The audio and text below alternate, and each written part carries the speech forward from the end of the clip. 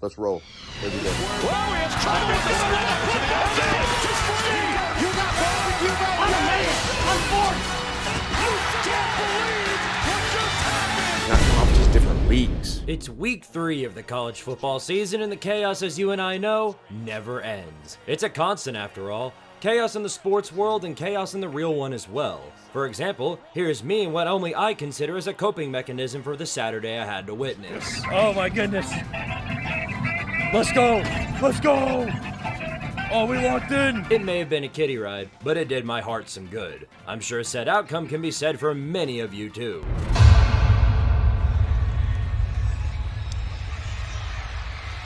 So that's Barnes, 15-20. Barnes has a crease. Barnes!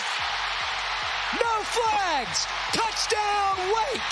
Couldn't think of a better way to start the week, honestly. The shock of watching this unfold doesn't come close to the shock of the fact that these teams are both undefeated somehow. Of course, after tonight, that won't last. For both teams, this will likely be the most offensive productivity they'll see in a while. Both secondaries were lost, forgotten, and getting cooked like the food truck inside the stadium that caught fire. As known previously, CJ Bailey and Hollywood Smothers are two weapons NC State has that can actually have the capability of doing something. Bad news for them is that Robbie Ashford has once again found out how to throw the football. Luckily though, he remembered in the second half that he's Robbie Ashford and politely declined to throw any more complete passes. The closest he got to a completion was slamming a ref in the Kiffin with the football. If there was a play of the week segment here on College Football Chaos, that'd probably take the cake. As their namesake, the Wolfpack smothered through the defense and recovery was never an option.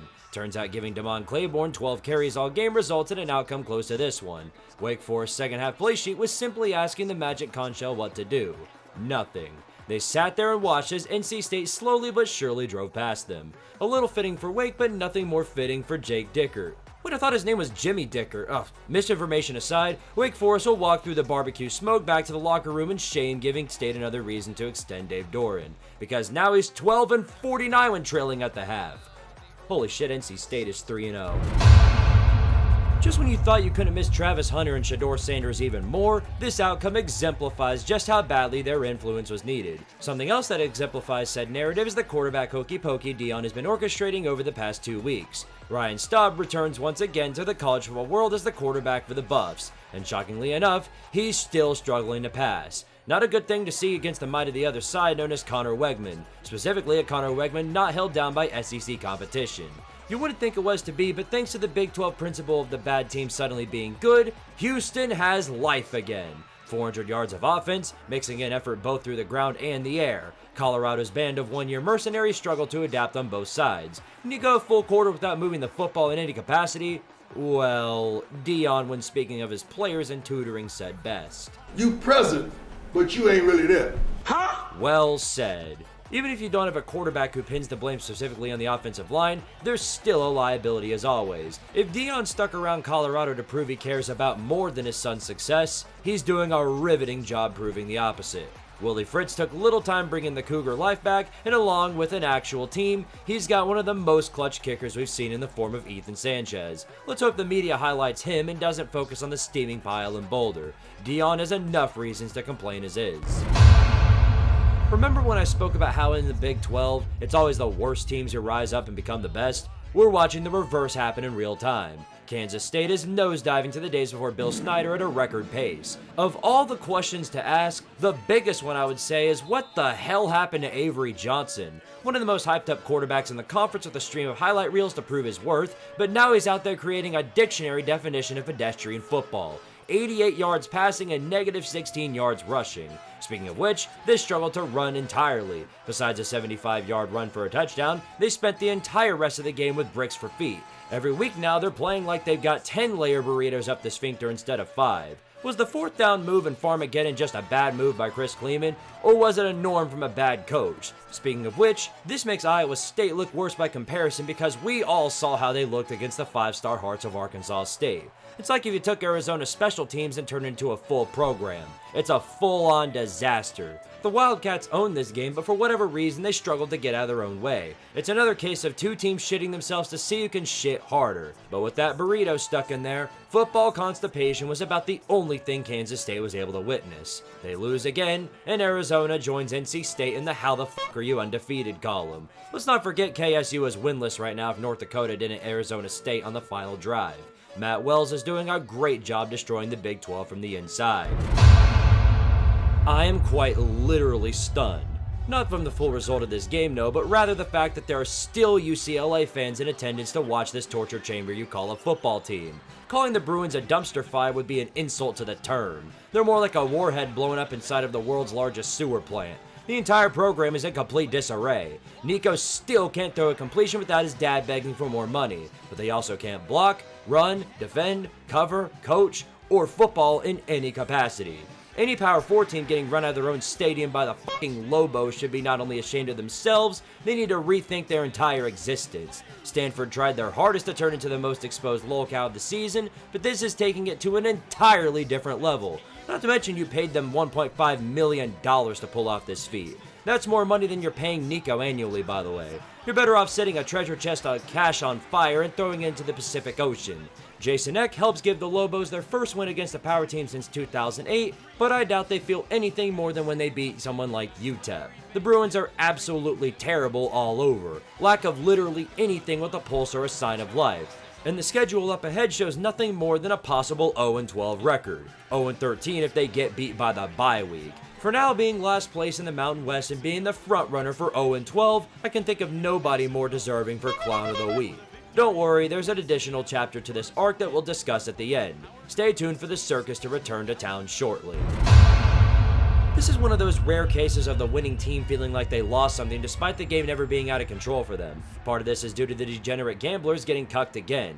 But the Duckies were in this exact scenario, and while they handled business with minimal effort, they quite literally put in minimal effort. Dante Moore was successful slinging the football, but only when the coaches allowed him to. Some of the push was moved towards running the ball, that of which Northwestern did a decent job keeping in check. If the Wildcats brought somewhat of an offense to play football, they could actually become a dangerous team. The only problem is, they never do. Just as he did against Tulane, Preston Stone brought the passing productivity of a literal stone. Besides the run game, Northwestern has absolutely no way in hell of moving the football. If that's the best option you have for a quarterback, moving to the Army way of the triple option doesn't seem like such a bad option. Will the Ducks get away with this one? The lack of mass in the trenches could cause some serious problems if not addressed soon. Penn State fans are waiting very desperately for a top 5 win. Northwestern fans may take this result as an embarrassing loss, but all this does in comparison is make Oklahoma State look like a D2 school. Stop imploding on every big play and hopefully you'll save David Brown's job. It's been a very long and treacherous journey for the Yellow Jackets in this game with Clemson. They haven't been able to actually get the jump on them in quite a long time. With every second that passed in the ball game, you could quite literally hear the ripples and the tethers Clemson has over Tank Conference. We all thought we'd be able to see Garrett Riley's offense at its best this season, but all this season has proven so far is how badly Phil Maffa has missed. Cade Clubba Dix is still far better than someone like Preston Stone, but nowhere near his projected rating from the offseason. It's another situation of Quinn Ewers, where sometimes he plays the system, and other times it plays him. This could be applied to the team as a whole, but that couldn't be said without giving credit where it's due to Haynes King. Despite the straightforward run game being completely shut down, Georgia Tech quickly adapted and simply let him run the entire show. 200 yards in the air and another 100 on the ground. Even with the strong line up front, the lack of preparation for the King left the Taters reeling for some sort of answer. As the underdog though, it was only a matter of time before the talent fee came and the clutch of the Taters clawed their way back into the game to tie it. Just like last year in Ireland, Tech found themselves with minimal time left in a dream.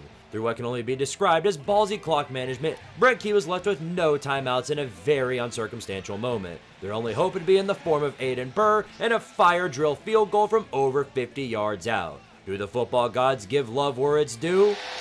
The snap is off. It is on the way. It's got the distance. The expectation is greater than the appreciation. Yes, they do. I think it's less of the gods being kind to Tech and more of the wish from the general public to see the all-too-wonderful world in action again. Clemsoning. And they Clemson the shit out of their season. With 2 losses now and even joining the realm of the unranked, Clemson now has no choice but to go undefeated to even have a shot at any postseason relevance. They've lost their grip on the ACC, and you best guarantee the pressure cooker known as Dabo C is getting real hot now. As Tyler from Spartanburg could say, Squidtard from Tennessee says, you're washed. Georgia Tech, of all teams, takes the Taters' spot among the top of the Tank Conference. They could very well find themselves in Charlotte and potentially in the playoffs if everything lines up for them. Hell of a time to be a nerd in the current year. It was ambitious to think that Florida State could pull the upset over Alabama. While that did indeed pay off, you'd be brain dead to think Wisconsin could do the same thing, especially when they have to come into Bryant-Denny. FSU actually had some sort of offensive identity. Wisconsin's identity is the football equivalent of a cheese curd. So much so I thought they let Phil Longo come back to coach for them. While Danny O'Neal had some highlight moments for them, a non-existent run game and the sudden reality of Ty Simpson finding talent down the field contributed to a swift and short execution. I heard it through the grapevine, but apparently Ryan Williams is only 18 years old! Baffling, I know. The talent fee plus the addition of Bray Hubbard did all that and more to ensure they would prevail in the end over the block of cheese known as Wisconsin in their offense. I don't know what happened to the aggressive bone that Luke Fickell had at Cincinnati, but here we are in week 3, and the offense they bring onto the field every week is as pathetic and uninspiring as it's always been. At this point, the only thing we're waiting on is the true real price of the buyout because they need to save as much as possible to get an offense and a coach who can get them one. Kalen DeBozo rights the ship for now, as conference play awaits in due time. It'll take minimal time to know whether or not he's different leagues material, or if he needs to go back to Washington amid the Jed the Fish's departure to Florida in the coming weeks.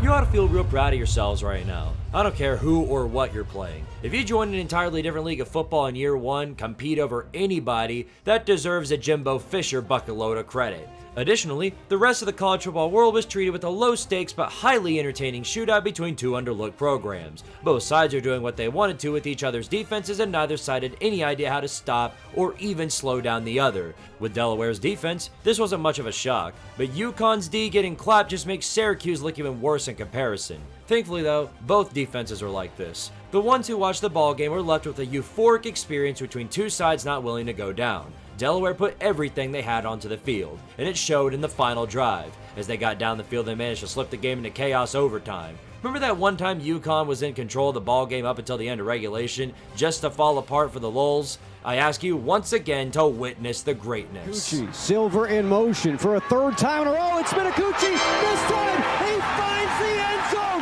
Nick Minicucci wins it for Delaware. Somewhere out there, whatever he may be up to, Joe Flacco has a giant smile on his face. It's a tough sting for the Huskies, as some fans thought this team was good enough to sneak into the playoffs.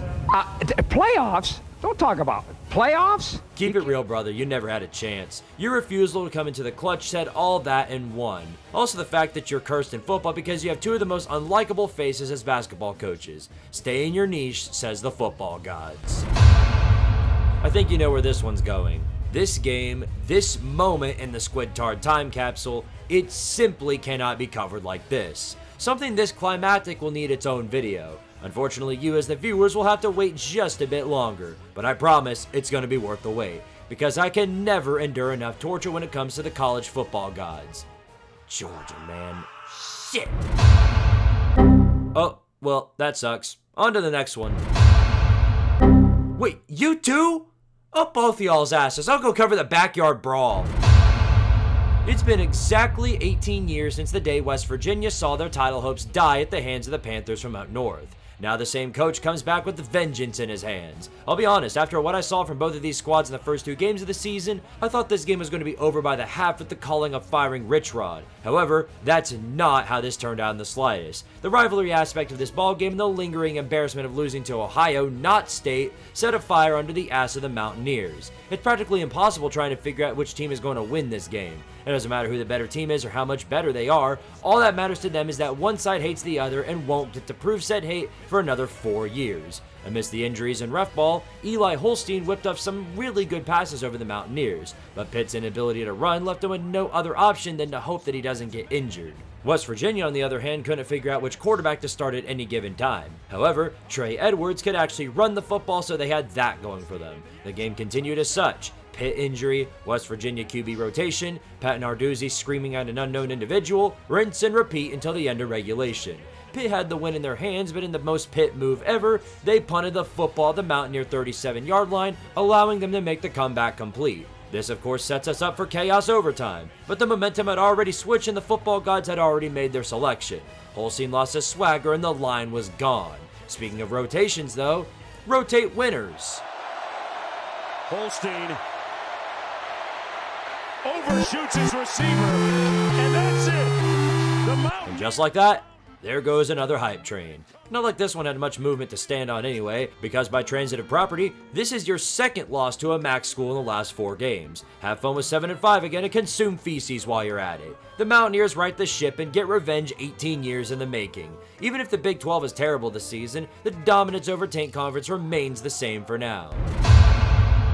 It's been easy mode so far for the Red Raiders, and thanks to Big 12 scheduling, they get another week of said treatment. Being arguably one of the most hyped up teams in the current year, they're doing a whole lot better than Clemson is at actually living up to said hype. Said result was the Beavers yet again being humiliated on the national scale. Of all the things we've seen from the Red Raiders through the season, the biggest shock was that through 12 quarters of football, they've managed to only allow 35 points. And those are from the backups. This stat seems mundane when looking at the teams they played, but every other team they fielded allowed at least twice that. This team is just built differently. The offense is still a red rating per the norm, and with more than 450 yards through the air and a little more on the ground, Baron Morton and company practically did everything they wanted to and more to the Beavers. The outcome concluded many things, one of which is that Matt Wells was the problem after all, but it also confirmed that Oregon State was probably right to resign to the group of 6 because right now, that's the level of football productivity they're bringing to the field. We call it G6 now because recognizing the Pac-12's Power 5 status is at this point impossible. Boise State was your only hope of conference redemption, and look what happened to them. Oregon State fans went through 2018, so they'll likely survive this season, however it may go. But the problem is, unlike 2018, you spend a shitload of cash to earn this product. $1.5 million for Malik Murphy to Stormtrooper on the field. Depressing, sure, but that's the way of the game sometimes. You'll get an upset one of these days that'll help rep whatever there is of the team left. Worst case is, Wazoo will always be there to help you out. Right? I'm not sure what's more impressive, the fact USC can field the defense or that Purdue can field the team at all. After losing by 50 or more multiple times last season, this result here is one that you can certainly live and learn from. Jaden Miava doesn't necessarily look like a world beater out there, but he looks like he can do the job necessary to win games. He's not retroactively screwing the team over, so improvement to say the least. Purdue did a pretty damn good job shutting down the run game and keeping the condom offense in check. What they lacked though was a consistent offense that could actually keep moving down the entire field. They had multiple opportunities to capitalize on their field position, but followed it up through constantly shooting themselves in the foot with red zone turnovers by the thirds. The thick 6 by a 360-pound lineman pretty much wrote the story in its entirety. It's a frustrating outcome for the Soilermakers, but they have a pulse in football again as shown by this performance. They'll grab an upset over somebody down the line. It's just a matter of who that might be. Not here though. USC needed it more than you did. They haven't beat anything beyond the Mountain Time Zone since 2012. Lincoln Riley is yet to be discussed as anything other than a fraud as of 2025 and is looking to remedy that through results. Clean up the red zone turnovers and you might be a threat in the Big Ten. The rest of the conference looks submissive enough for you to take control of if you show your full potential. A tall task, but you can always count on Lincoln Riley to show out in the big ones. Okay, I'll stop. It's not as if the Cougars had high expectations for the season regardless, but how the hell do you let this one happen? You guys are doing a great job of repping the Pac-2 that you might as well send your application to the Big Sky Conference. North Texas definitely played above their pay grade, but when you spend an entire half handing them more drives on a silver platter, chances are you're going to get cooked hard. Wazoo fans have gotten so used to the passing ability of Cam Ward and John Mateer that they forgot that at any given time, their next quarterback could forget how to throw the football. It makes more sense when you realize that Eric Morris, the same man who recruited those two quarterbacks, is now the head coach behind the Mean Green. He took a walk-on sophomore from that team and had him throw above an 80% completion percentage. The fans of North Texas had fun and then some. Getting torched by the second string of a G5 team should have any supposed power team questioning everything about what made them that status. Luckily for them, you lost that status 2 years ago. You're good for the upset every so often and then you fall off the face of the earth. When the roster you have remaining is made up entirely of FCS transfers, results like this shouldn't be all that surprising. But it felt like yesterday they were still competing with Oregon and Utah. The Apple Cup versus Washington awaits this week, so you'll still have the chance to pull off a massive ha-ha. I've been saying that we should wait to bury Arch among the mid-quarterbacks in our rankings after the Ohio State game because at some point, he'd awaken his potential and start dominating teams on his own.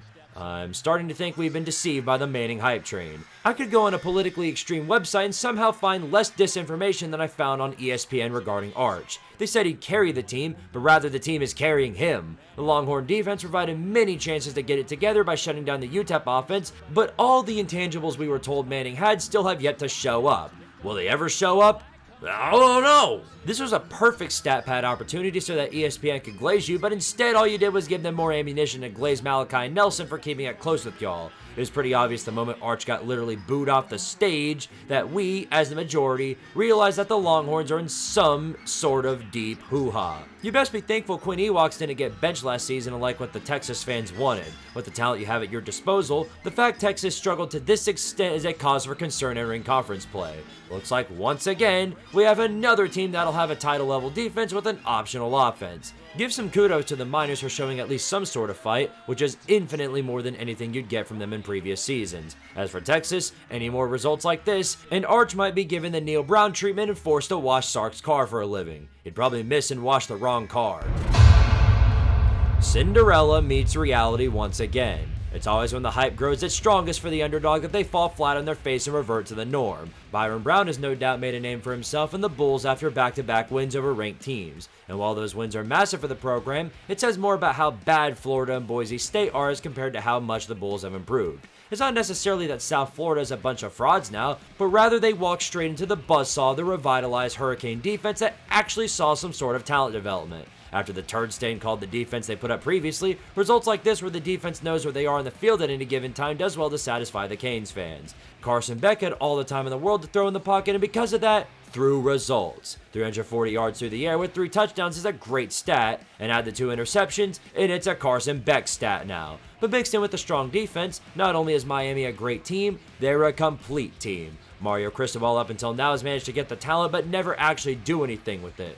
Things have changed and the ripple effect will potentially be felt across America. Remember, South Carolina still has more ACC titles than the Hurricanes do. South Florida goes into conference play still being a favorite to play in the playoffs at the end of the year. The AP might not give you any respect, but I do.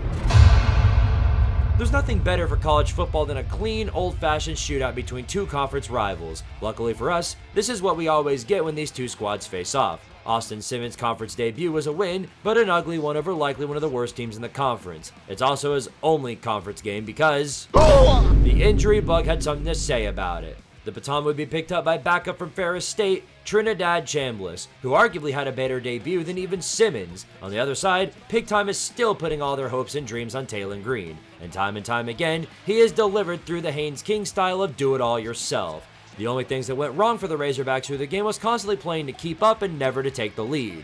Both teams went blow for blow with each other, but the Land Sharks always had the slightest lead over Pig Time despite the effort from Green to change it. Multiple missed field goals did no good in trying to jump Ole Miss, and it seemed like every opportunity they had to assert some sort of dominance, they'd fall apart before it could be fulfilled. I swear there's some sort of term for this, but I honestly don't remember. Arkansas had one final chance to get down the field and win the ball game, but someone else had other plans. The last play, going to throw it here out in space on the screen to Jalen Brown, and he's wrapped up, fumble the ball, and it's recovered by Ole Miss. A turnover by Arkansas, the first of the game. Wyandotte Williams comes up with it for the Rebels. That's someone else being the Arkansas Razorbacks. Arkansas getting beat by Arkansas is a tradition like no other. Part of that is due to the might of Trinidad Chambliss, and while I doubt he'll get the start next week against Tulane, the dude's a baller and will be a problem for any opposition in his wake. D2 for the win. Get a defense, piggies. If I'm Old Dominion, I'm offering to pay Virginia Tech millions to play them each and every year. Just as you would for an FCS team, you could use the free win every single season. The cherry on top of the poop sundae we know as the Brent Pry era. Getting run out of your own turf by a team in a league far below your own. Once trailing 31-0 against a team Tech paid $400,000 to play, basically getting spit in your own face and then saying thank you, you relieved me of all my pain. We've been laughing at UCLA for so long, we forgot it was just as likely the Turkeys go winless through the season. This beatdown was so generationally embarrassing that the ACC network shut it down early just to prevent the fans from having to suffer any further from it. To cut it to Stanford! Let's be real here though. We all know this wasn't a one-off thing or a bad day, but rather a macrocosm of an era of football for the Hokies that's better off being thrown to the dumpster. Now 0-3 for the first time in almost 40 years. Back in Frank Beamer's very first year. Bet you want to go back to that era, huh? Kansas State fans send their condolences. With a loss like this, there's no business keeping around anyone or anything from the coaches to the punter to the commentator's pet goldfish. A factory reset is just about the only way to fix what's been broken past recognition. The Monarchs have 3 all-time wins over Power 4 teams, and they're all from you. For such a cool entrance, it's such a shame the exit is exactly the opposite to watch. For how much longer do you plan on dragging this on? Not even Tennessee collapsing in Gainesville can save you at this point. How Billy Napier is still coaching Florida is a massive anomaly to me. It's one thing to take a program with the resources like Florida and squander them to hell and back. It's another thing to go out and get beat at home by a G5 school, but it's an astronomical sin to be so bad that you turn one of the most hyped up quarterbacks in the country into the biggest joke of the week for a passing game. I'd throw some more strays at DJ Lagway, but they'd also probably be intercepted. I've never seen a quarterback go from Heisman contender 2 weeks ago to Kyle McCord versus Pitt the next week, but here we are. Without the quarterback's talent to fall off of, the team as a whole has lost the plot. They're no longer motivated to play for their coach. The defense is, but that hardly matters when they're back out on the field 10 seconds later. They did their best to shut down Garrett Nussmeier because typical BK play calling said to abandon the run entirely. LSU's play calling effort may be pathetic, but Florida's offense as a whole is a complete joke. To let Lagway throw 5 picks before benching him for someone else tells me that not even Napier gives a shit anymore. Please let them go on another run so that they can keep him for another season. Please! We all know Florida sucks now, but LSU's got some serious questions to answer as well. The defense is no doubt far more prepared than they were last season, but lack of any sort of run game is mildly concerning. We can run the ball. Did you see the last play of the game? That's all you need. You just need one. There's some ridiculous questions. And I'm getting tired of it. That football team just worked their tail off to get an SEC win, and you want to know what's wrong. You know what? You're spoiled. Shut your fucking mouth! Been a real rough run for Rudy so far. To start out the year without a win to keep the hype train running already makes it rough to adapt. Why'd he suddenly come on the screen? Anyway, this brawl was a spectacle with many big plays, clutch conversions, and perfectly set up for an instant classic. Marcel Reed and Le'Veon Moss was a duo Notre Dame struggled to stop. Similarly to Miami, the Irish, along with struggling on defense, never got to see the Jeremiah Love they were promised. Another lackluster performance from him in the run game made CJ Carr the main man on the attack. While Notre Dame's offense was nowhere near as fluidly running as previous, they were still a force to be reckoned with thanks to Carr's abilities on the field. What you were left with were two sides mirroring each other through the whole game. Notre Dame field goal, A&M field goal, Notre Dame turnover, A&M turnover, Notre Dame goes 8-4. Let's actually hold off on that one. In games like these where it seems like both squads are doing the same thing, eventually someone will... Hey! Would you go away? As I was saying, eventually something or someone will fumble a bag hard. Box snap. Buckner has to pick it up. The quarterback with some time. No look and incomplete. And a huge issue.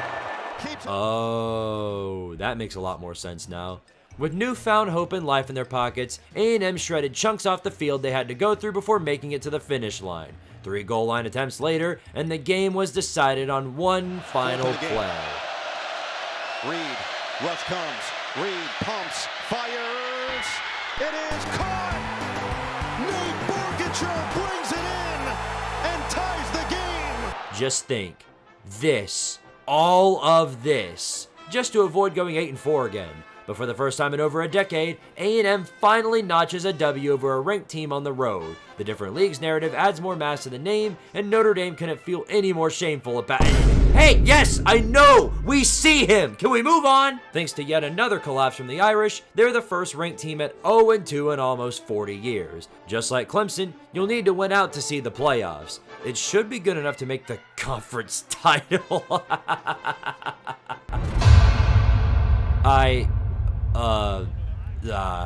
Yeah, I got nothing. What the f*** happened to y'all? It'd be easy to say that you were overrated because of Lenore Sellers and Dylan Stewart, but what am I looking at? You're playing like you lost a major part or pretty much your entire team. That explains it.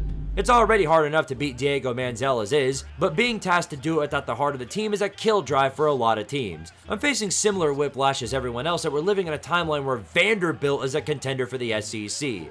Just as Tommy Castellanos did, Pavia talked the talk as he's walking the walk. Luke Doty put up similar stats but couldn't come in the clutch when it was needed. Bro's been in the realm of the bench for years and for good reason. He's just never been able to get it together. Even if Sellers was fully healthy, Pavia was just too hot in the pocket and the cocky defense is not just 11 Dylan Stewarts. It took them all of one game to revert back to the South Carolina we know all too well. No amount of sandstorm or towel waving can save you from that outcome. For 16 long years, the Commodore fans have been waiting for a win against this program, and despite the lack of drama, they finally did it. Their efforts have not only made them 3-0, but now they walk into the AP poll and sit in the top 20. Being a part of the different leagues conference already makes it much less likely that Clark League gets yanked away for the added bonus. The entire Palmetto State has become forfeit to a group of nerds. I say we build some more pet boys around the state in honor. Probably the biggest winner of the night was Theo Vaughn. He got the greatest bag he could ask for in Diego Pavia's mom.